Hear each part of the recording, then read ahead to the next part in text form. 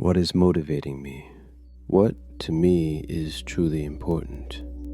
For most of my life, I've been moving through things by instinct, doing what felt natural, with little planning or deliberate direction. Recently, after reading a book about gamification and motivation design, I came to realize that two forces have quietly shaped much of my life: curiosity and the fear of loss. I've always been drawn to stories, films, comics, variety shows, anything that unfolds a narrative. Friends often wonder how I can sit and watch for hours, but for me, it's simple. I want to know what happens next. That curiosity keeps me watching, reading, and discovering. I'm also fascinated by new technology. I bought the first generation Oculus headset the moment it came out, just to glimpse what virtual reality could become. Whenever new AI models or libraries appear, I can't resist trying them out, testing their possibilities. Yet, once I understand how they work, my interest fades quickly.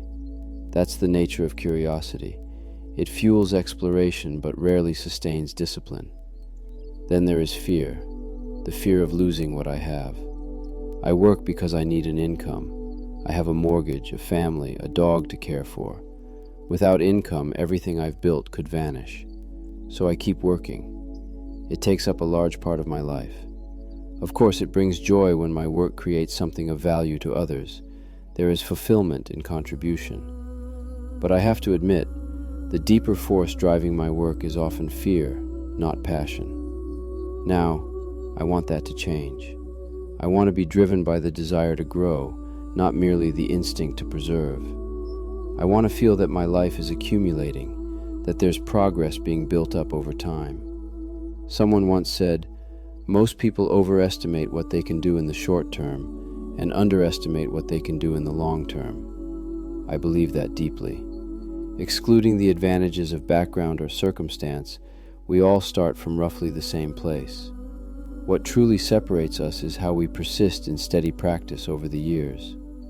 Why can someone climb a skyscraper barehanded? Why can others run 100 meters in under 10 seconds, or deadlift several times their body weight? The difference lies in endurance, repetition, and long-term accumulation. Daily progress that compounds until the gap feels almost biological. I've always been guided by curiosity. It has helped me explore the world, but it hasn't helped me cultivate depth. I rarely accumulate meaningfully.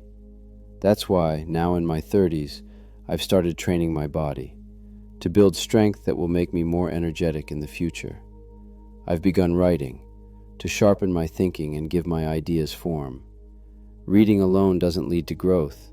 If I read without reflection or writing, the knowledge fades. Writing is the process of digestion and integration.